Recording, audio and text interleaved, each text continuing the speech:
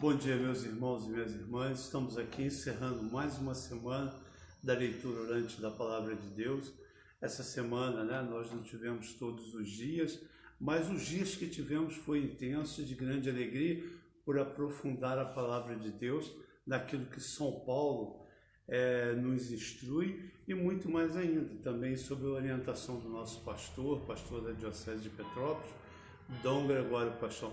O telefone toca, são 9 horas, então em ponto hoje, talvez pela primeira vez, estamos entrando na marca das 9 horas, Mas é com muita alegria e muito mais ainda porque hoje, na solenidade do Sagrado Coração de Jesus, nós temos o mesmo pedido, acredito que você também tem, que o nosso coração seja manso e humilde como o coração de Jesus. E como São Paulo vem nos mostrando, que apesar da dureza, apesar de toda firmeza com que ele nos chama a atenção, mas o nosso coração tem que ser humilde, tem que ser sereno, tem que ser apaixonado como é o coração de Jesus por cada um de nós. Dom Gregório, por algumas vezes, já falou isso, o quanto Deus nos ama profundamente, o quanto ele é apaixonado por cada um de nós. E essa certeza que nós temos hoje, Temos que ter todos os dias desse coração apaixonado de Deus por cada um de nós. E é por isso que estamos aqui, para fazer e aprofundar cada vez mais nesse amor de Cristo por meio da sua palavra, daquilo que São Paulo vem nos dizendo e daquilo que Dom Gregório vem nos ajudando a compreender cada vez mais. Por isso, bom dia, Dom Gregório. Bom dia, Rogério. Bom dia, meu irmão, minha irmã. É uma graça muito grande poder mais uma vez estar com você, mais uma vez entrar em sua casa, mais uma vez pedir licença para entrar no seu coração para levarmos o quê? A palavra de Deus, que estamos meditando de uma forma bem tranquila, bem leve, para que nós possamos penetrar no mistério dessa palavra que transforma profundamente o nosso coração. Então, vamos lá, temos muito o que aprender. Estamos na primeira epístola que o apóstolo Paulo escreveu a Timóteo. Então, um grande amigo do apóstolo Paulo, Timóteo estava na região de Éfeso, São Paulo dá uma série de orientações para Timóteo que serve para todos nós, serve para toda a igreja. Então é isso que nós queremos fazer exatamente nesse momento, fazer com que você participe da graça e da bênção dos ensinamentos que nós recebemos por meio do apóstolo Paulo, esses ensinamentos dados a Timóteo. Então, abra aí capítulo 2 da primeira epístola de Timóteo, a partir do versículo 1, porque nós temos uma grande jornada para fazer, muita coisa para aprender, e vamos fazer isso através da palavra certeira do apóstolo Paulo. Então, vamos lá. Hoje também quero aproveitar para fazer as minhas orações pelo Padre Moisés, que nesse momento está defendendo sua tese de mestrado lá em Roma, Sacerdote da nossa diocese, está defendendo hoje a tese de mestrado, já começou o primeiro ano também do doutorado, então realmente uma graça muito grande. Em breve nós o teremos em volta aqui à nossa diocese, Então, vamos lá. Então vamos, como o Dom Gregório falou, capítulo 2, versículo 1 da primeira carta de Timóteo. Eu recomendo, pois antes de tudo, que se façam pedidos, orações, súplicas e ações de graças por todos os homens, pelos reis e todos os que detêm autoridade, a fim de que levemos uma vida calma e serena, com toda piedade e dignidade. Eis o que é bom e aceitável diante de Deus, nosso Salvador, que quer que todos os homens sejam salvos e cheguem ao conhecimento da verdade, pois há um só Deus e um só mediador entre Deus e os homens, um homem, Cristo Jesus, que se deu em resgate por todos. Este é o testemunho dado nos tempos estabelecidos e para o qual eu fui designado pregador e apóstolo. Digo a verdade, não minto. Doutor das nações na fé e na verdade. Quero, portanto, que os homens orem em todo lugar, erguendo as mãos santas, sem ira e sem animosidade. Vamos lá, que tem muita coisa aqui interessante para a gente comentar, essa beleza da palavra de Deus. Então, estamos aqui numa oração litúrgica, ou seja, o apóstolo Paulo vai fazer uma oração que é muito antiga, sobre a pessoa de Jesus Cristo. E ele começa, naturalmente, dando as instruções que nós devemos, daquilo que nós devemos fazer dentro da nossa vida cristã. Primeira coisa, ele recomenda que em tudo nós façamos, atenção, pedidos, orações, súplicas e ações de graças. Veja que a gente fala de rezar, de orar, etc, né? Mas ele faz, primeira coisa, pedidos, né? Ou seja, que a gente apresente diante de Deus aquilo que nós necessitamos. Fazer o pedido é apresentar as necessidades pessoais, primeiro ponto. Depois, orações. Orar significa dizer o reconhecimento que nós temos, a amizade que nós temos com Deus. A gente transmite para Deus uma palavra que pode ser decorada, pode ser uma expressão do nosso sentimento, mas a oração ela vem fundamentalmente como uma ação de graças à obra de Deus, né? É lançar para fora o reconhecimento dessa grande amizade que nós temos para com o Senhor. Depois, ele fala de súplicas, ou seja, que é aquela coisa insistente, Senhor, eu estou em tal situação, né? E que não é só um pedido. Uma coisa é um pedido, olha, eu gostaria que você me emprestasse tal coisa, é um pedido, né? Ele fala aqui, né? Agora, a súplica não, é a insistência, é o dia a dia, mostrar diante de Deus que o nosso coração está necessitado. Então, é suplicar, é lançar aquilo que dentro do nosso coração é uma necessidade que essa não pode passar. Então, a gente faz a súplica. E, finalmente, depois que a gente consegue a grande graça, e que assim devia ser, né? O que é que a gente faz? A gente agradece. Então, a ação de graças é um grande louvor a Deus. Senhor, muito obrigado, né? Por tudo, pelo dom da vida, por aquilo que eu sou, pela minha família, pelo país onde eu moro, pela cultura que eu conheço, pelas pessoas que estão ao meu lado, por ter conseguido construir tal coisa em minha vida, né? Vejo a vida dos meus filhos, vejo a vida dos meus vizinhos, vejo os passos que consegui dar, consegui enxergar hoje a luz do sol, isso é ação de graças. Então, ou seja, o apóstolo pede que nós sejamos totalmente envolvidos por Deus, né? Totalmente envolvidos por Deus, totalmente no sentido envoltos pela graça, né, daquele que é como se fosse uma roupa em nossa vida. Deus devia ser para nós o que uma roupa é para o corpo, né? Não é que a gente vai mudar, né, assim, mas, aliás, eu diria até de uma forma melhor, para que não haja dúvida na minha palavra, né, nós deveríamos ter Deus como nossa pele. Nossa pele é um órgão do nosso corpo que está colado do pé à cabeça, né?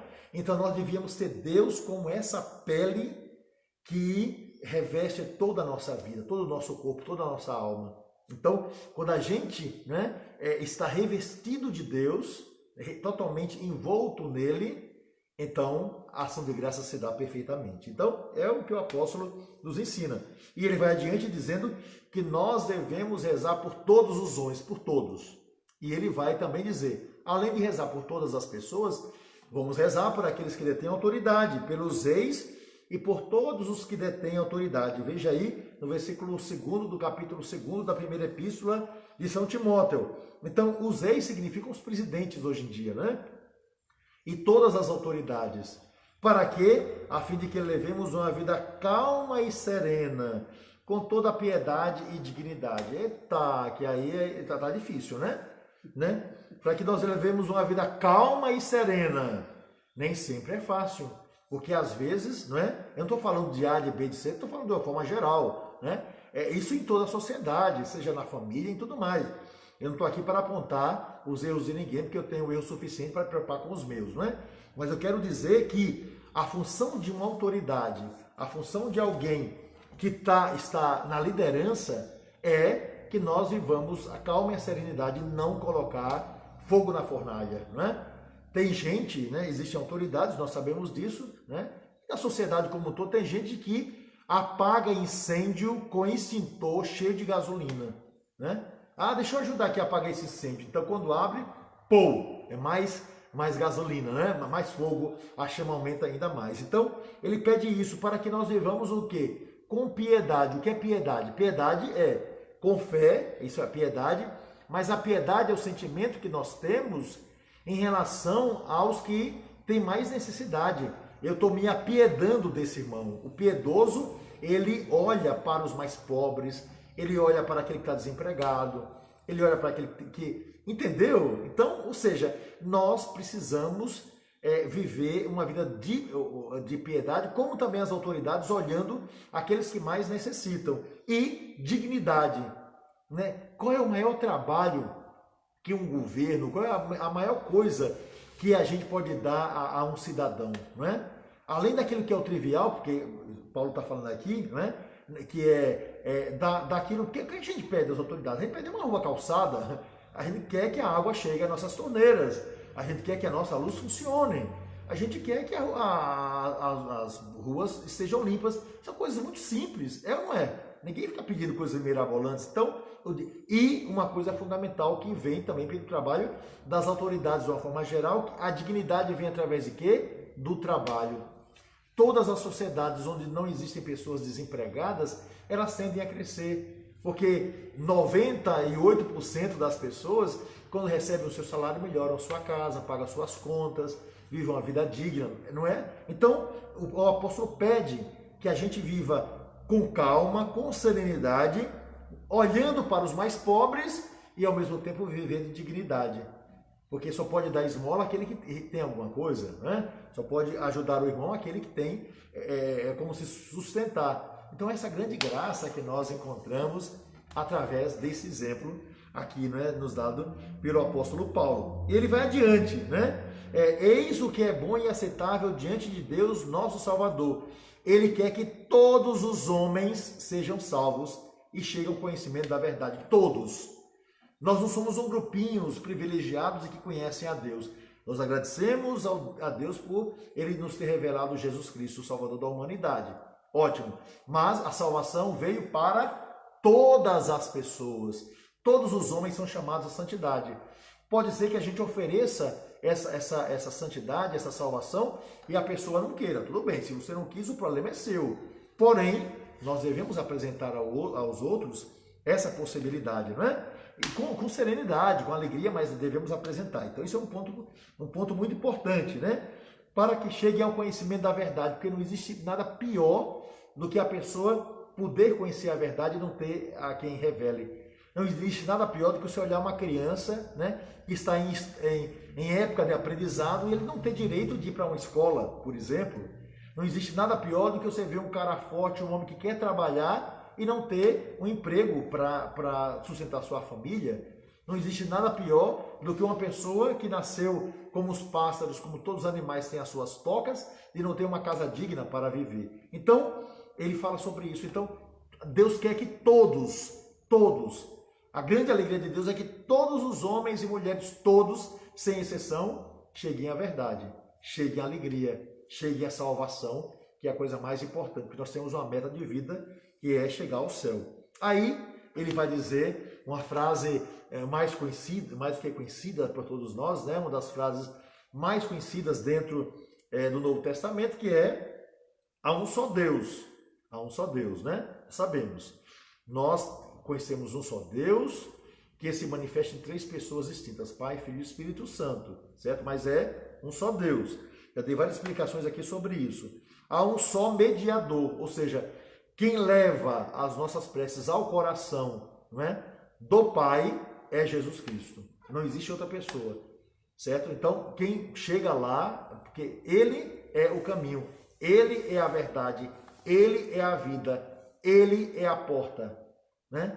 A gente pode pedir a intercessão dos santos, a gente pode pedir a intercessão dos anjos, mas a gente leva isso a Jesus Cristo, porque quem vai levar a nossa súplica ao coração do Pai é Jesus Cristo, né? Então, há um só mediador entre Deus e os homens, um só mediador entre Deus e os homens, Jesus Cristo, né? Que se deu em resgate por todos nós. Então, Ele é o Senhor. Essa que é a grande graça, né? Esse é o testemunho dado nos tempos estabelecidos, o tempo que é agora, né? E para o qual eu fui designado como pregador e apóstolo. Ou seja, eu estou aqui, ele vai dizer, para falar essa verdade para vocês. Eu não posso mentir essa verdade que Deus colocou no meu coração. E eu quero que vocês abracem essa verdade, diz o apóstolo. Quero, portanto, que os homens orem em todos os lugares, erguendo mãos santas, sem ira e sem animosidade. Então, nossa oração deve ser uma oração serena, porque nosso Deus é um Deus de amor e de bondade. Rogério lembrava aqui no início, né, que nós estamos celebrando a festa do Sagrado Coração de Jesus. Nós estamos celebrando o coração de Deus, o amor de Deus, a misericórdia de Deus, a vida de Deus. Essa é a grande graça que nós estamos celebrando. Então, que a gente erga sempre mãos santas e que a gente faça isso como sem ira, portanto, com o coração sereno e sem animosidade, sem estar brigado com ninguém. Então, que a gente entregue um coração puro a Deus. Olha só quanta beleza o apóstolo nos ensinou para que a gente viva a serenidade da vida, para que todos nós, né, seja na parte civil, seja na parte religiosa, que todos nós vivamos a beleza da obra de Deus em nossa existência. E vamos, naturalmente, continuar a partir de agora com os próximos versículos, a partir do versículo 9, porque agora vem um recado para as mulheres. Olha que coisa interessante. Mulheres, preparem-se, que o apóstolo tem alguma coisa para dizer para vocês. Não venha com ninguém pode ter preconceito, porque isso foi escrito há 2000 anos atrás, mas serve para nós, que eu vou tentar atualizar a beleza dessa palavra. Vamos lá, Rogério. Antes da leitura, alguns comerciais, curiosidades. A Neide Cristina, só para uma curiosidade, ela, quando começa a live, ela manda aqui um monte de nome aqui, cita aqui, aí diz, começou, aí bate palma. Ah, certo. Ela deve mandar mensagem para esse monte de gente dizendo que começou. Aí ela também, a Neide Cristina, está dizendo, assisti a live ontem no Instagram, estava muito boa, pena que passou muito rápido. Obrigado, 1 hora, foi muita coisa. A Jana Barbosa, bom dia, paz de Cristo, peço orações por Felipe Laranjeira, que está hospitalizado. Pode contar, minha irmã, que vamos rezar por Felipe, sim. E aí tem uma outra mensagem, a Dulcineia Maroso. Ela diz, Dom Gregório Rogério, peço oração pela saúde e proteção da viagem do meu neto, Gabriel, retornando para o Pará e por toda a família da minha filha que mora lá. Também por todos nós e o fim da pandemia. Ok, tá ótimo, perfeito. Pode contar com as nossas orações. Gabriel vai chegar em paz, vai chegar com tranquilidade. E se Deus quiser, logo, minha irmã, que é a luta de nós todos, nos veremos livres desse grande mal que se abateu sobre nós. E a Clarice, não é Clarice, não, é a Marieta Sepúlveda. Ela está pedindo, rezemos pelos nossos padres, Padre Paulo César, Ignaldo, Luiz Felipe, Paróquia Nossa Senhora Aparecida, Piabetá. É isso, nós não esquecemos não, viu? Muito obrigado, minha irmã. E eu acho que tem por intermédio de Nossa Senhora, ela também pode ser nossa intercessora. A Elisete está fazendo uma pergunta. Sim. Minha irmã, veja só, talvez, você viu que as pessoas acabaram de me pedir, né? Reze por Gabriel, reze por Felipe, não é? As pessoas nos pedem, né? As orações como acabamos de ouvir. Se eu, que sou um pecador, se vocês nos pedem as orações, e a gente até distribui essas orações aqui, para que todos rezemos juntos, você pede a mim, né? Quanto mais aqueles que estão diante do trono, né? No eterno aleluia. Então, nós não nos separamos daqueles que nós amamos, e aqueles que amaram a humanidade continuam intercedendo pela humanidade. Agora, diante do trono do Cordeiro, que é Jesus Cristo, não é? A gente apresenta, através dos amigos que lá estão, que são santos, daqueles que estão ao nosso lado, né, esse pedido, porque estamos todos juntos. E a gente, céu e terra, está unido. A gente é que não percebe, né? A gente é que não percebe que os anjos estão ao nosso lado, a gente é que não percebe o mistério de Deus na nossa vida. Então, como céu e terra, eles estão unidos, então a gente pode pedir àqueles que estão lá, os grandes intercessores, né? E esses, apresentando a Jesus Cristo, toda a humanidade pedindo, né? Jesus leva ao coração das pessoas. Não é à toa que, você perguntou sobre a Virgem Maria, lá nas bodas de Caná, o que acontece, né? Foi através do pedido da mãe que avisou, eles não têm vinho, né? Que Jesus, no primeiro momento até parecia não querer fazer nada, não temos nada a ver com isso, que é a vida dos outros, mas ele realiza um milagre pelo pedido de quem? Para mostrar, né, que Maria pediu, mas o seu silêncio disse tudo, né? A poderosa intercessão que pede, mas quem é que resolve? É Jesus Cristo. Então a gente pode pedir a intercessão dos santos, mas sabendo que esses santos, em nosso nome, estão lá no céu, vão insistir pela nossa vida. Então podemos sim pedir a intercessão, né, por aqueles que estão. E durante a Escritura, a gente vê isso o tempo todo, a Esté que pede pelo seu povo, né, e tantos outros, né, como a grande intercessão de Moisés, que já cansado, que não conseguia mais rezar, sustentaram os seus braços, porque ele rezando, o povo, a guerra foi vencida, e assim por diante. Então, não tem problema quanto à intercessão, né? Esse negócio de não pedir intercessão, isso é coisa de 1520 adiante. Mas a igreja, desde o início, e a gente vê lá nas catacumbas, em vários outros lugares, estão lá, por exemplo, pedindo a intercessão dos santos. Então a história nos mostra isso, não devemos ter. São os grandes amigos que nós temos no céu, tá certo? O Cláudio Pereira, sobre a questão de rezar pelas autoridades, ele diz: nesse tempo difícil de pandemia, onde tantos estão perdendo a vida, ainda tem esta polarização na política, nos meios sociais, rezo para todos nós cheguemos ao conhecimento da verdade. Como cristão católico, digo junto com o Padre Bruno, da Canção Nova: não sou de A e nem de B, eu sou de C, eu sou de Cristo. Exatamente, né?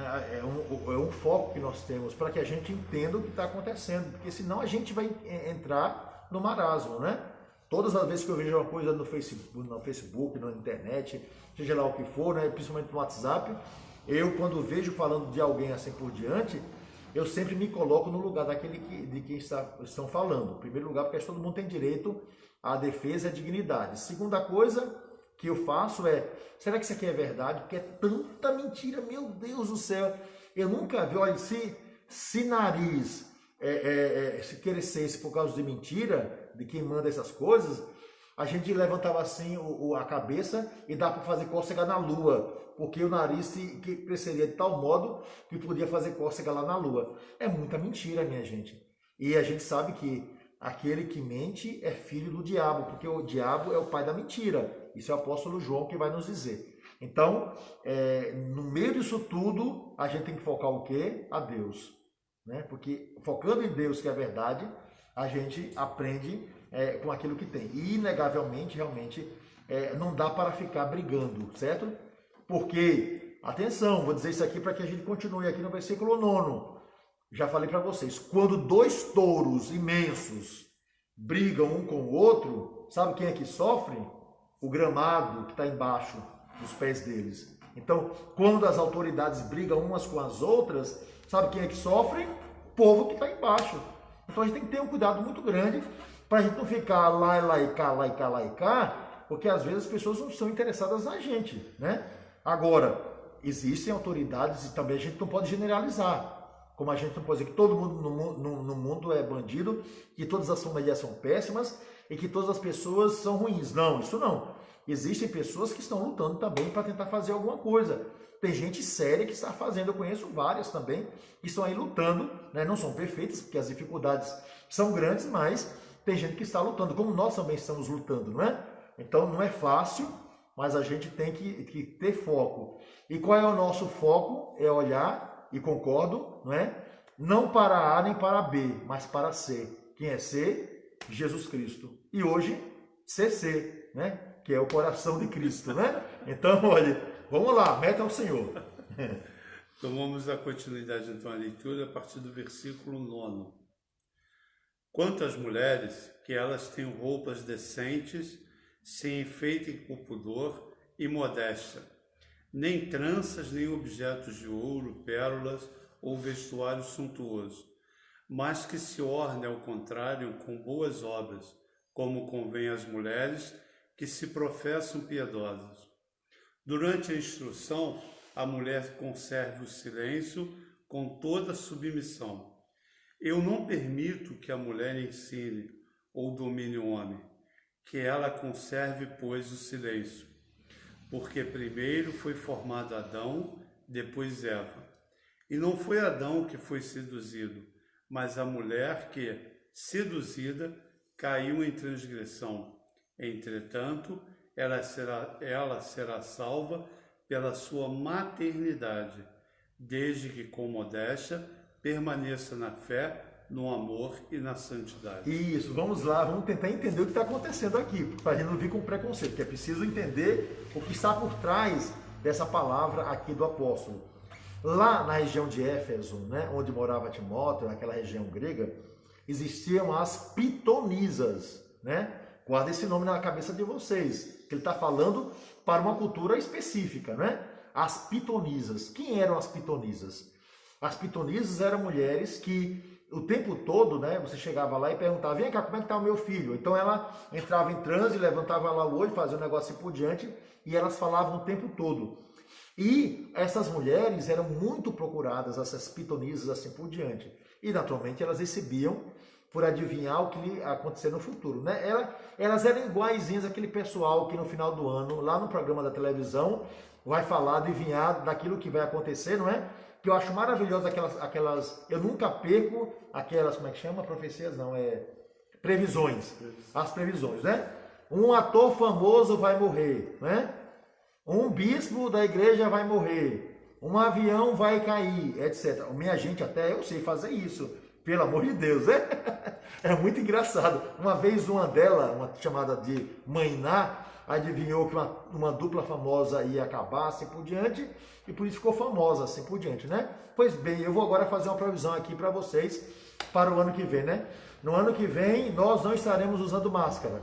No ano que vem, os meninos vão voltar à escola.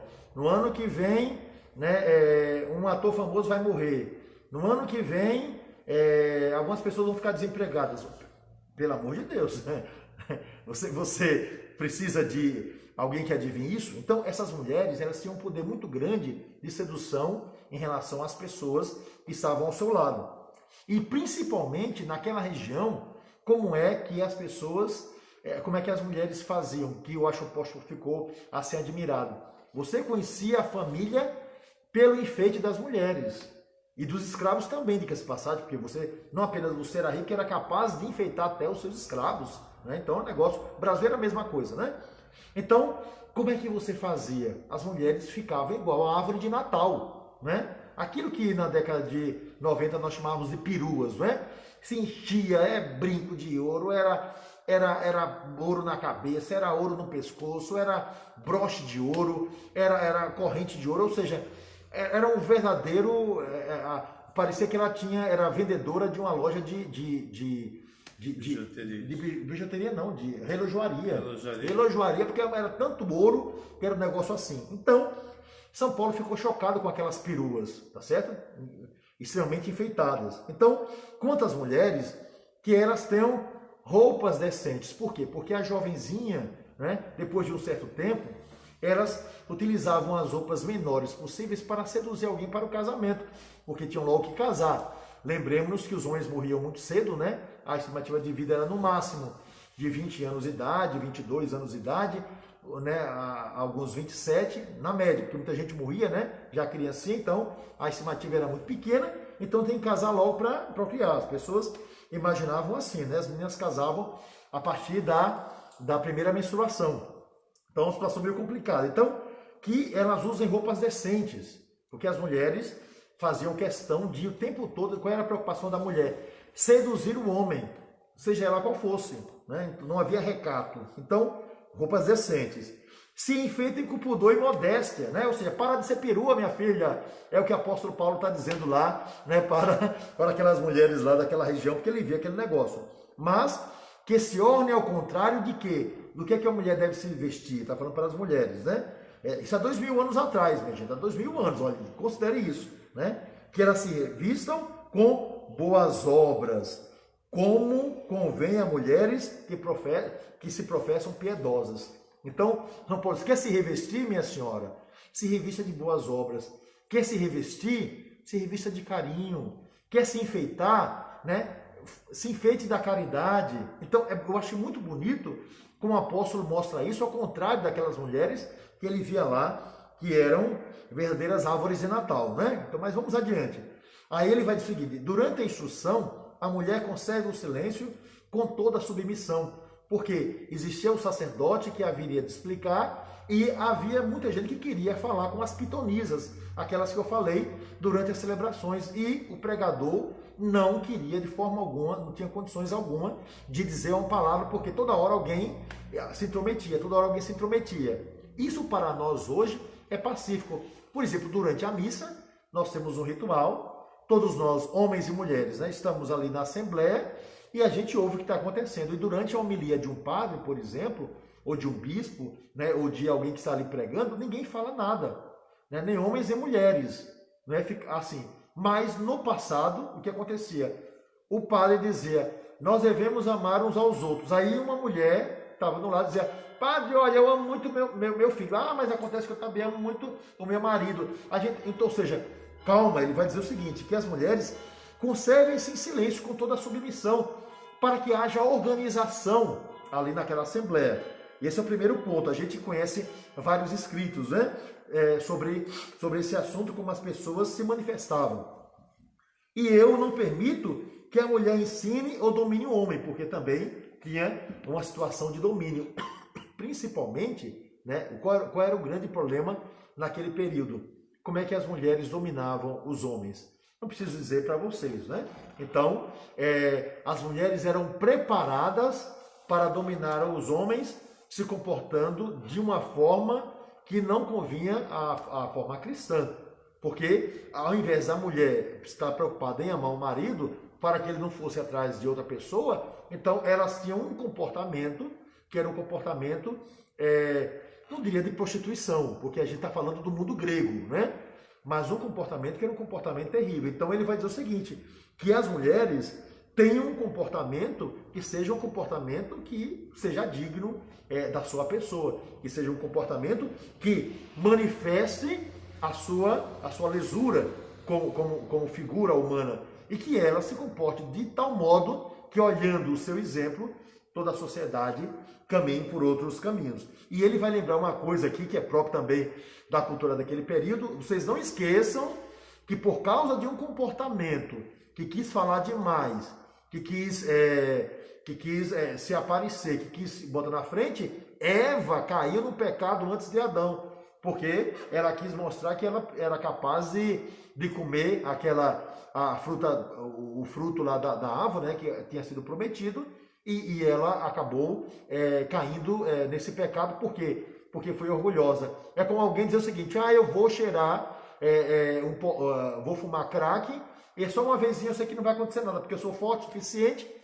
É como alguém que diz, eu vou cheirar cocaína agora, e não vai acontecer nada, porque eu tenho consciência de que nunca vai me acontecer nada, e eu vou estar tranquilo, porque eu sei que eu sou, e a gente sabe qual vai ser o resultado. Então ele vai dizer isso. Parem de ser orgulhosas, porque naquela comunidade, como Timóteo era muito mais novo do que as mulheres, elas estavam querendo dominá-lo. Ele vai dizer não. O responsável pela comunidade, quem vai pregar o evangelho, é Timóteo, e não vocês que estão aí dominando tudo. Então é uma palavra forte para aquelas mulheres que tinham um comportamento péssimo. Então, dá para entender agora o texto? Porque é preciso entender o texto, né? Aliás, temos que ter um pré-texto, né, antes do texto, né, o contexto que eu estou aqui falando para vocês, para que a gente possa entender o texto. Porque senão, algumas pessoas, como pegam um texto desse, lendo ao pé da letra, o que é que vai dizer? As mulheres têm que ficar caladas, as mulheres não podem dizer nenhuma palavra, as mulheres têm que estar sob a coleira dos seus maridos. E o apóstolo Paulo não queria isso, e outros textos mostram isso perfeitamente, né? Mostram isso perfeitamente. Apenas ele está falando para uma cultura própria, que era uma cultura onde a mulher era obrigada a se submeter quase à prostituição para segurar os seus maridos e aquelas pessoas que tinham interesse. Então ele vai dizer não, revistam-se de boas obras, porque a vida cristã é diferente. Ok?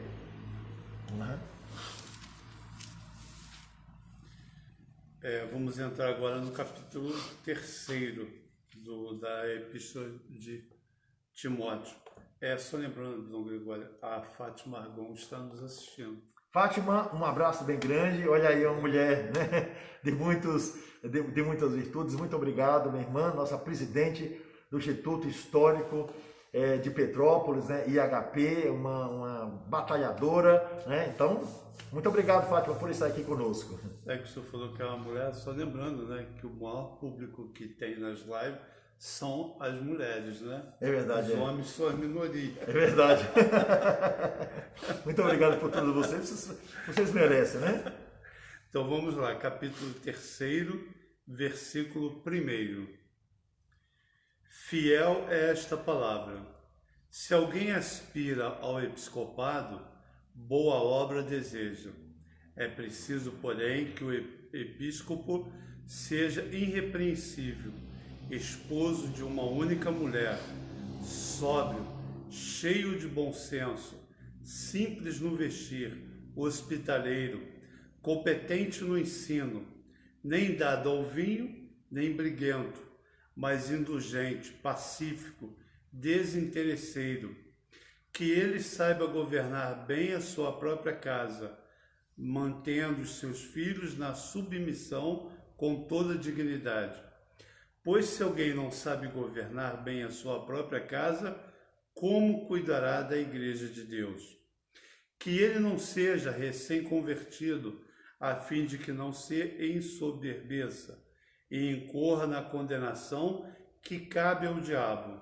Além disso, é preciso que os de fora lhe deem um bom testemunho, para não cair no descrédito e nos laços do diabo. Pois bem, a partir de agora, o apóstolo Paulo vai nos falar sobre uma palavra que é fundamental na língua grega, chamada presbiteroi. Na tradução para a língua portuguesa, deu presbítero. E vai também aqui falar de episcopoi, que na língua portuguesa deu bispo. Mas atenção, a gente tem que entender o que significa naquele momento os bispos. Os bispos são as pessoas mais idosas que são chefes da comunidade, né? Então essa era a grande questão. Não necessariamente aquele que vai ser ordenado. Isso com o tempo é que vai ser trabalhado. Então ele está falando para os chefes da comunidade, daquele que deseja ser chefe de uma comunidade cristã, não necessariamente um bispo ordenado, como a gente compreende hoje. Então ele, para essas pessoas que desejam assumir as comunidades, ele está dizendo o seguinte: que seja irrepreensível, né? Então, pessoa que seja esposo de uma única mulher, porque naquele período a pessoa tinha uma mulher em casa, mas tinha aquela ou aquelas para o divertimento. Então, esposo de uma única mulher, sóbrio, né? Que tem uma vida sóbria, né? Não seja apegado ali ao álcool, né? Cheio de bom senso, simples no vestir, hospitaleiro, competente no ensino, nem dado ao vinho, nem briguento, mas indulgente, pacífico, desinteresseiro. Então ele está falando de todos os líderes da comunidade. Meu Deus, quem dera que todos nós fôssemos assim. Está falando daqueles que vão depois caminhar para o episcopado, mas está falando daqueles anciãos, daqueles homens que vão assumir a comunidade cristã. Então ele pede isso para todos os homens, de uma forma geral. Todos nós que exercemos uma liderança, né? Que sejamos irrepreensíveis, os casados, esposos de uma só mulher, sóbrio, cheio de bom senso, né? Porque é fundamental estar guiando a comunidade. Porque ele vai dizer o seguinte, que ele saiba governar a própria casa, porque quem não sabe governar a própria casa, né? Como é que vai governar a vida dos outros, né? Então aquele que não sabe cuidar da coisa menor, como vai poder cuidar da coisa maior? E depois, né, que na sua casa mantenha os seus filhos com dignidade, né? Que saiba cuidar dos seus filhos. Uma coisa fundamental aqui também. Porque aí ele vai fazer aquela pergunta que eu acabei de falar. Pois se alguém não sabe governar bem a sua casa, como cuidará da casa de Deus? É bonito isso, né? Se você é desorganizado na sua vida, se você não tem uma sobriedade, um equilíbrio psíquico para cuidar daquilo que é mínimo, como é que você vai cuidar daquilo que é máximo? Então, ele vai dizer o seguinte, então que não coloque diante da comunidade um recém-convertido, né? A fim de que não se ensoberbeça e incorra na condenação, né, que só o diabo dá para as pessoas, ou seja, para que ele não seja uma pessoa orgulhosa, mas que faça tudo com profundo equilíbrio, tudo com uma boa palavra, aguentando inclusive aqueles que são contra o seu próprio governo.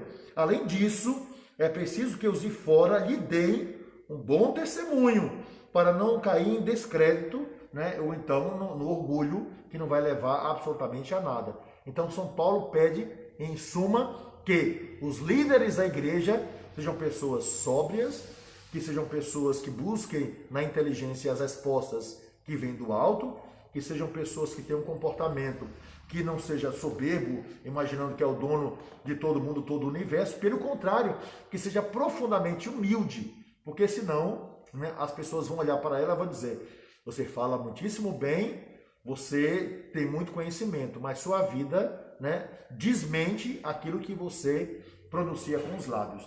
Essa é a grande graça que nós encontramos na palavra do apóstolo falando sobre os líderes da igreja, que pode ser um padre, que pode ser um bispo, que pode ser um papa, que pode ser qualquer pessoa que está à frente. Se ela não tiver equilíbrio, ela vai dar um contra-testemunho de vida cristã, e isso vai ser péssimo para toda a comunidade. Dom Miola, tem uma pergunta que chegou aqui, mas eu tenho uma pergunta também. Quando São Paulo diz aqui que o episcopo seja irrepreensível, esposo de uma única mulher, algumas pessoas, e até em outras igrejas, né, denominações religiosas, utilizam esse texto e tantos outros para dizer que o padre pode casar, pessoas que defendem o casamento do padre. Mas não é, né, isso é um contexto da época, né? Isso. Que a gente tem que entender que isso foi mudando ao longo dos anos, né? Isso. É bom lembrar que os episcopos, né, sempre foram, no início, naturalmente, os primeiros que foram chamados, como Pedro tinha uma sogra, Pedro era casado. Então, no início da vida cristã, né, ali nos primeiros momentos, todos aqueles que foram chamados em primeiro lugar, alguns eram solteiros e outros eram casados. Quando começou o grande ministério da vida cristã, né, e esse é um ponto que a gente não pode esquecer, quando começou o grande ministério da vida cristã, eles viram a necessidade de que alguns homens que eram casados cuidassem das mesas para que eles ficassem livres para a missão. Então, a partir daquele momento, já na época, né, dos apóstolos, eles deixaram as suas casas, tudo mais, para poder cuidar única e exclusivamente da missão. Com isso, as mulheres ficaram desamparadas. Com o tempo, né, a igreja viu, e também isso faz parte, né, do crescimento pastoral da igreja, que era fundamental para que as mulheres não ficassem preocupadas, porque os homens saíram em missão, que eles ficassem totalmente à disposição do evangelho. Por causa disso, né, a partir dos primeiros séculos, os homens já não foram casando. É bom lembrar que Jesus já tinha falado que várias pessoas se tornam eunucas, né, algumas feitas pelos homens, outros foram feitos pela própria natureza, que não desejavam casar, e outros entregaram a sua vida de castidade por causa do evangelho. O próprio Jesus não casou, a gente não pode esquecer disso. E a gente percebe que a partir desse momento, todos aqueles que estavam no apostolado, que saíram em missão, tiveram que deixar suas famílias para ir em missão. E isso prejudicava a vida familiar. Então, com o crescimento da igreja, eles viram que era fundamental, né, principalmente ali a partir do século IV, que os ministros não mais casassem. Os bispos não podiam casar e depois, posteriormente, os padres também não. Agora, é doutrina da igreja que os padres não casem, ou seja, isso está proibido, assim por diante? Não. Se por acaso toda a igreja, os padres reunidos disseram o seguinte: a gente pede isso ao Papa para que nós possamos nos casar, não é? Então seria, o Papa teria condições de fazer uma revisão. Mas existe uma coisa que a gente não pode esquecer: os padres nunca pediram, e quando foram questionados disseram não, porque quando a gente olha o apostolado, a gente vê que as famílias ficariam com muita dificuldade no tipo de apostolado que a igreja faz, que é uma dedicação exclusiva para o apostolado. É bom lembrar também, que eu acho interessante, né? Às vezes quem mais nos cobra o casamento, às vezes é quem não está bem no casamento, né? Ou então quem já se separou, certo? Então, ou seja, nunca houve uma greve de padre, nunca houve um questionamento sobre isso tudo. Porque também na igreja existem várias formas de você ver a vida eclesial. Existem os padres, mas também existem aqueles que são diáconos permanentes, que podem casar. né, que vivem nas suas famílias, assim por diante, que evangelizam junto conosco, porque o trabalho de evangelização e santidade é de todos na igreja e não apenas dos padres. Então, existem várias possibilidades, dentre elas, né, essa de viver integralmente para a sua vida de fé, para a sua igreja, que é a dos ministros ordenados que não casam. Eu, pessoalmente falando, digamos, olhando a minha vida, se eu fosse casado, meu casamento já teria sido destruído há muito tempo, porque não tem um tempo de parar, não é? Em nenhum momento. Então, quem está no ministério sabe disso, né? Inclusive, é bom lembrar, né, que existem mesmo igrejas que não são católicas, mas são cristãs, que existem aqueles que vivem única e exclusivamente para o ministério, eles não podem casar, e os outros que, né, têm suas limitações quanto ao ministério, esses casam. Aqui na nossa igreja, os que casam são os chamados diáconos permanentes. Vai usar túnica igualzinho a gente, a única diferença é o mistório que está aqui, né? Pode fazer batismo, pode fazer casamento, né? E outros sacramentos, mas só não pode fazer Eucaristia, como também o São dos Enfermos e ordenar, naturalmente, que isso cabe ao bispo, né? Então, são as limitações cada um, né, a seguir. Depois ninguém é obrigado a entrar na igreja quando você diz o seguinte: você deseja esse ministério entregando totalmente a sua vida a Deus pela causa do Evangelho, ou você prefere casar? Se você quer casar, se prepare, vai ser diácono permanente. Maravilha, porque família é uma coisa maravilhosa. Mas se você quiser uma vida totalmente dedicada ao ministério, você vai digamos, colocar a sua vida à disposição do Senhor, sendo um Pai universal, que é o caso dos padres, né? Então, agora, várias passagens, tanto que São Paulo vai dizer lá adiante, né, que é a palavra dele, para aquele que quer se dedicar a Deus, é melhor não casar. Se você não consegue, se case. Mas se você quer colocar a sua vida totalmente para Deus, né, como ministro, então, que você fique solteiro. São Paulo vai dizer isso em outra passagem. Nós não podemos pegar uma passagem para dar uma explicação.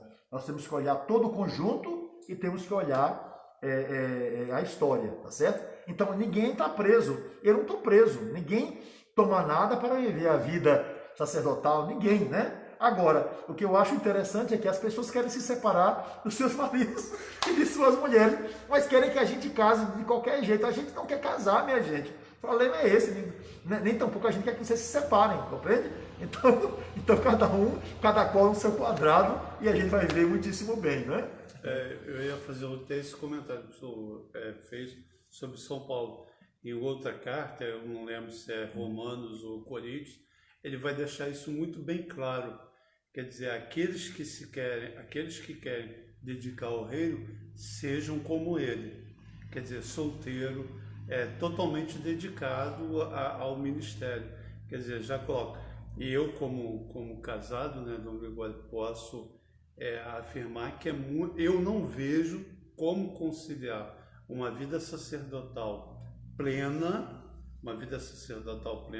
e a gente pode enumerar quase 99,99% dos padres que têm uma vida sacerdotal plena com a vida matrimonial. Uhum. Naquele momento que você tem que decidir sobre celebrar a missa, ou levar o filho ao médico, ou cuidar da esposa, ou uma tarefa de casa. Então, eu realmente vejo que as palavras de São Paulo são as mais corretas.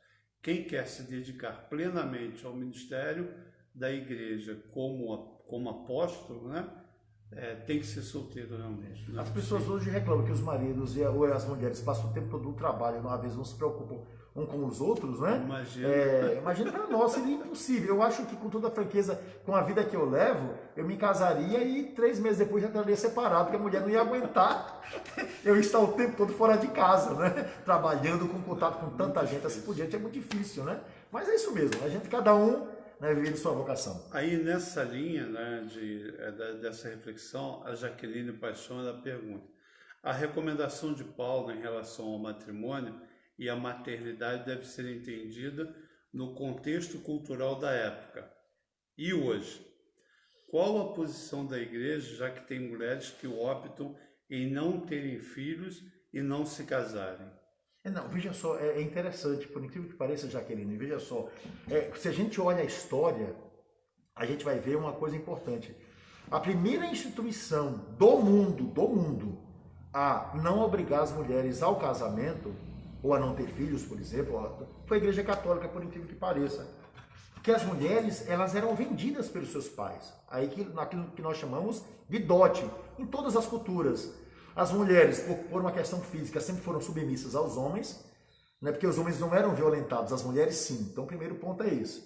Segundo ponto importante é que quando você levava a mulher para sua casa, você estava levando patrimônio, você pagava por esse patrimônio. A mulher era submissa total ao homem. Muitas mártires, muitas jovens morreram porque não quiseram se casar. Né? E muitas mulheres, inclusive, além da vocação de querer só servir a Deus, disseram o seguinte: não, eu não quero o matrimônio para a minha vida, eu quero permanecer solteira. Então, a igreja deixou, e a primeira instituição a dar às mulheres total liberdade, sem submissão aos homens para governar, foi a Igreja Católica através dos grandes conventos. As mulheres, as freiras, eram livres, não precisava de padre, de ninguém submisso para viver a sua liberdade. Qual o resultado disso? Né? A igreja deu essa liberdade. Então, até hoje, se alguém quer casar, quer viver solteira, assim por diante, olha, tem a liberdade total disso. Ninguém está obrigado a viver uma vocação que não quer viver. Ninguém está obrigado a ser padre, ninguém está obrigado a ser bispo, ninguém está obrigado a casar. Agora, estamos todos, entre aspas, obrigados à lei do amor, né? A caridade, né? A bondade, o respeito, né? A entender a vocação do outro. Né? Então, é essa que é a grande graça que nós entendemos. Então, hoje as pessoas têm liberdade. Era um contexto de época. E a gente respeita também os contextos atuais. Agora, o que a igreja não aceita é que você tenha uma suposta liberdade que é sinal de morte para aqueles que estão assim: meu corpo, minhas regras, eu posso abortar, eu posso fazer o que eu quiser, prostituição é uma coisa linda, usar droga é uma coisa maravilhosa, viver assim, isso não. Isso não. Agora, a liberdade para dizer: eu não desejo ter filhos, né? Eu desejo viver, quero ser solteiro, eu quero ter um outro caminho assim de vida. E isso a vida cristã sempre aceitou desde os seus inícios, né? Porque quem tem vocação para o matrimônio deve casar. Quem tem vocação para uma vida celibatária, ou religioso ou não, mas quer ser solteiro, tem total liberdade de viver isso. Ninguém está obrigado a obrigar ninguém a coisa alguma. É a liberdade. E a gente sabe que tem gente que vive como solteiro, algumas pessoas ficam cobrando, né? Mas é tolice cobrar daqueles. Ou então pode existir também até casais que, mesmo vivendo juntos, vivem quase como que celibatários, né? Porque também tem isso. Tem casais que depois de um certo tempo dizem: olha, a gente está vivendo aí bem, né? Isso se transformou num amor que supera apenas um interesse pela uma vida sexual. Pode acontecer isso também, não é? Então, um vai respeitando o outro. Então, cada vida vai entendendo, né, o que é a vida. Cada pessoa vai entendendo a sua existência, e essa é a grande graça que nós encontramos nesse respeito pela pessoa humana e pela liberdade de escolha. Não é o caso, né, mas as pessoas... na vida matrimonial nós temos tantas circunstâncias, tantos fatos, tantos momentos, que os casais precisam estar entendidos um pelo outro para que, de repente, viver certas situações que é complexa e que às vezes é difícil até para a sociedade como um todo compreender. Sim. Por isso a necessidade sempre de você ter o acompanhamento, de você estar na presença de Deus para que possa estar conduzindo isso. Porque, como o senhor disse, a gente tem até casos, né, de casais filósofos, né, que eram cristãos, que depois de um certo tempo de matrimônio decidiram não mais ter uma vida sexual, mas viver plenamente da oração e da filosofia. E a gente encontra. O senhor falava dos conventos, né? Eu estava tentando lembrar qual era a santa, né? Mas uma santa, eu não lembro o nome dela agora, ela tinha um desejo de ir para o convento, mas ela foi obrigada a casar por causa do contexto social da época, por causa da família, e só depois, quando ela ficou viúva, é que ela entrou para um convento e foi se dedicar. A gente tem várias situações. Essa é Santa Rita de Cássia, não é? Agora, o que não pode ser, que eu acho que é péssimo, né? É a pessoa casar e querer ser celibatária sem conversar com o outro lado, ou então a pessoa querer ser ordenada padre e querer ficar pulando o muro, né? Vivendo pela metade, ninguém vive pela metade. Agora, essas coisas têm que ser dialogadas, né? Para que a gente encontre, porque o casal, é bom lembrar também que a vida matrimonial, o apóstolo vai dizer, quem imagina que a vida matrimonial é só uma vida para a sexualidade está enlouquecido. Esse é um ponto importante da vida matrimonial. Mas não resume tudo, porque vai chegar um determinado momento que uma das partes, ou ambas as partes, até mesmo pela idade ou pela doença, vai ter determinadas dificuldades nessa área. E por isso deixaram de se respeitar, de se amar e de continuar caminhando? Não. Então a gente tem que entender os contextos e a vida das pessoas que estão nesses contextos, né?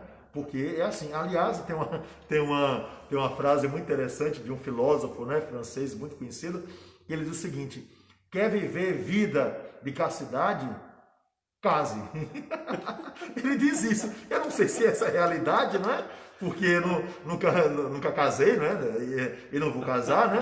Então, estou pleno na minha vocação, mas diz isso. Quer viver vida celibatária, quer viver sem, né?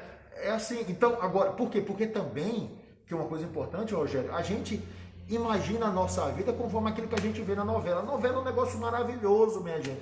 Novela, todo mundo, não é? Tá pronto o tempo todo mundo, a mulher não tem nenhum problema, o homem não tem nenhum problema em determinadas coisas, e no dia a dia não é assim. A gente conhece a vida matrimonial, as dificuldades são grandes, e a vida também presbiteral tem muitos problemas, né? A pessoa humana é complexa, então a gente vai ter que ir entendendo essas coisas ao longo do nosso tempo, mas, né, finalizando esse assunto na igreja você pode viver uma vida celibatária, na igreja você pode viver uma vida matrimonial plena, na igreja você pode ser solteiro, mesmo sem ser padre, sem ser freira, na igreja você pode ser um missionário, ou seja, a igreja tem tantas possibilidades, diversidades, que é uma loucura de beleza, né? Porque são vários ministérios, cada um tem a sua vocação, né? Então, é isso aí. Então, Gregório, nós estamos em cima do laço, né? Já quase chegando no limite, mas tem algumas colocações aqui, perguntas que eu acho fundamental.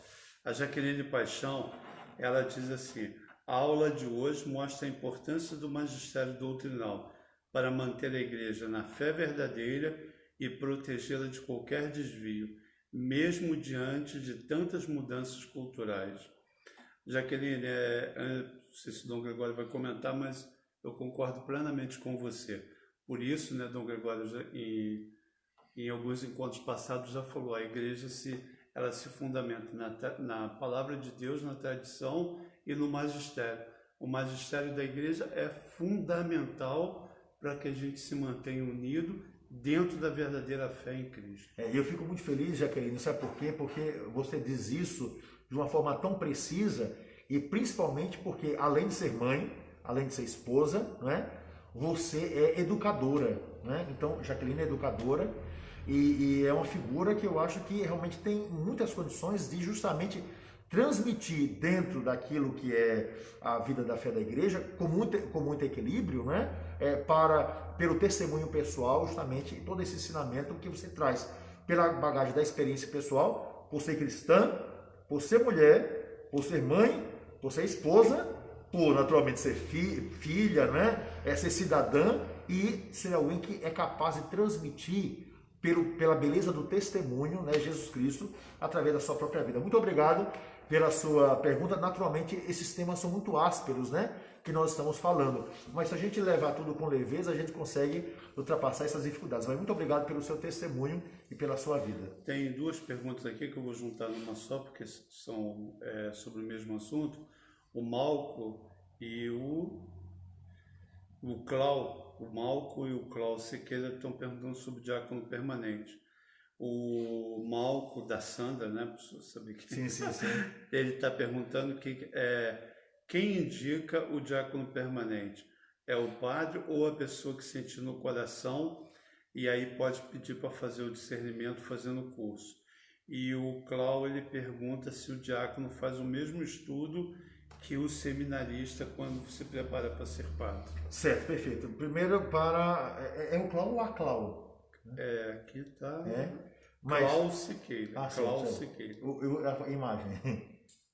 É uma mulher. Tá vendo? É Clau. É a Clau. Tá certo? Perfeito, né? Primeira coisa, o padre pode convidar a pessoa, como a gente vê um rapazinho que está lá trabalhando conosco na igreja, você não está pensando em ser padre não, né? Então o padre pode fazer uma pergunta a isso ao rapaz. Mas também o homem, né, que se sente chamado ao diaconato, assim por diante, ele pode dizer o seguinte: olha, padre, eu tenho rezado, tenho pensado, minha vida é assim por diante. Eu gostaria, se fosse possível, eu vejo que Deus está me chamando para o diaconato. Então, ele também pode se apresentar. Porque o padre pode ser que não tenha percebido que essa pessoa gostaria de fazer o caminho de diaconato. Então, o padre pode convidar, como faz com o vocacionado, como também a pessoa pode se apresentar. Então, são essas duas possibilidades. Quanto à questão da formação do diaconato, geralmente um padre tem uma formação muito mais longa, porque tem a parte administrativa, tem um bocado de coisa, né, que vai ser preparado durante um espaço mínimo de 8 anos para o sacerdócio. Veja o tempo que a gente gasta para a pessoa decidir se quer ser padre ou não. Ninguém vai dizer que foi enganado, né? Então, 8 anos de preparação. Os diáconos têm uma preparação menor, preparação permanente, porque eles estão mais ligados à área da teologia, da pregação, né, do testemunho, também na vida matrimonial e da comunidade. Então, a formação para você ser ordenado diácono permanente é apenas 3 anos. Isso é feito em uma formação massiva, né, profunda, feita durante 3 anos, né, aqui no caso é feita no seminário da nossa diocese, na Escola Diaconal São Lourenço, né, e ali eles têm toda uma formação, mas a formação é tão aprofundada. Agora, o diácono permanente, como padre, não termina de se formar e estou pronto. É como um médico, um engenheiro, um professor, ele está sempre estudando, tem curso, retiro o tempo todo, né? Então a formação, os temas são iguais, a formação é diferente, porque um é mais para a vida matrimonial e o outro para a vida celibatária, mas a formação é profunda igualmente. Então vamos lá, não já deu 10 horas, né? Minha gente, peço desculpas aí. Temos agora vários compromissos. Vamos lá, vamos ver aqui. Lembrando que hoje Dom Gregório celebra a missa na paróquia Sagrado Coração de Jesus, em Teresópolis. No Facebook, Paróquia Sagrado Coração de Jesus, Teresópolis. Então é só procurar lá para assistir. Às 5 horas da tarde. 5 horas da tarde. Às 17 horas. 17 horas, certo? Vamos lá. Pedindo bênção e recebendo bênção que nós mandamos para todo mundo, a Letícia Alves, a Sandra Lúcia, a Catarina Lima, a Maria de Fátima dos Santos, a Maria Silva, ela ficou rindo aqui das minhas previsões do que vai acontecer no ano. Não, tem vários comentários sobre as previsões. A Nilza Ferreira, que já está lá, né, na paróquia, a Sandra Lúcia, né, a Celina Maria, sempre presente, a Eleonora Torinho, né? Que as previsões de Dom Gregório, como sempre, aconteçam abençoadas. Então, obrigado, né? Minha brincadeira, né? A Sandra Lúcia, né? Já falei aqui, a Virgínia Santana. As previsões estão a toda hora nas redes sociais. E o pior é que são padres, filhos, até Padre Pio não escapou desse pandemônio, é a indústria do medo, né? Então, pegam várias pessoas, né?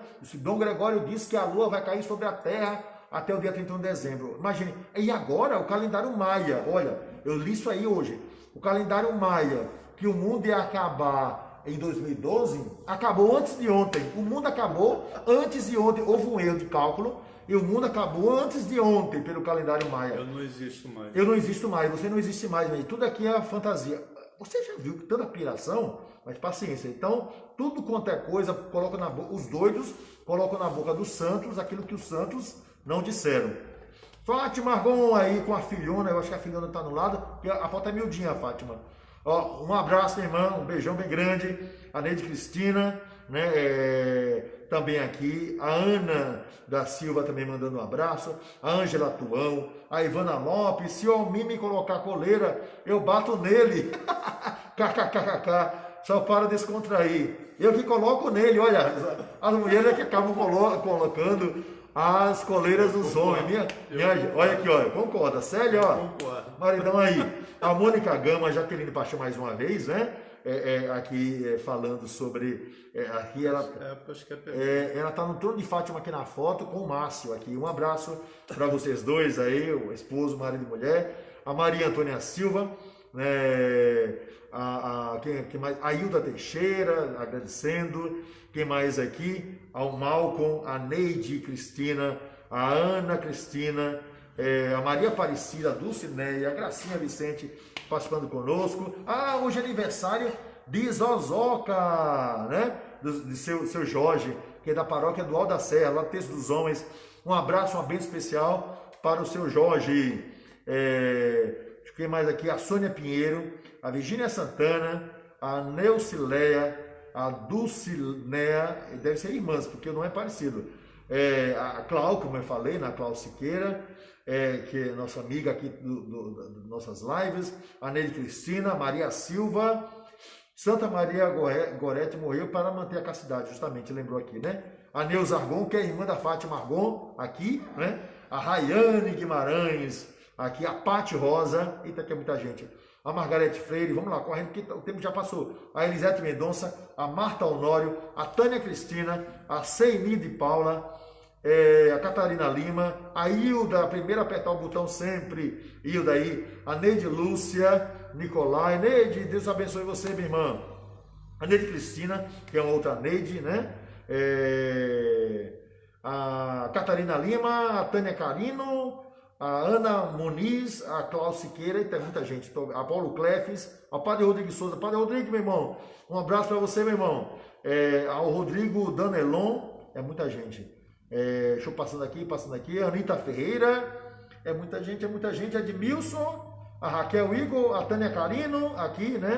Agradecendo também, um abraço para vocês. E a Almi, se defendendo daquilo que a esposa falou, né? Ela finge que manda, eu finjo que obedeço. A brincadeira nossa do dia a dia, né? Que beleza, que Deus abençoe, né? Graças e bênçãos. Vamos adiante que temos muito o que vencer, minha gente. Que o Senhor cubra com graças e bênçãos todos os nossos irmãos, os aniversariantes. Hoje, de modo especial, o seu Jorge, o nosso Zozoca, que chama de Zozoca, e também abençoe lá o Felipe e o Gabriel, pelos quais nós vamos rezar. Vai dar tudo certo, tenham certeza, Deus está à nossa frente. Receba agora o carinho e a bênção que nós desejamos que seja a você e a toda a sua família. O Senhor esteja convosco. Ele está no meio de nós. E abençoe-vos Deus Todo-Poderoso, Pai, Filho e Espírito Santo. Amém. Até breve, minha gente. Tchau, tchau. Só lembrando, né? A próxima live... Terça-feira. 9 horas. 9 horas.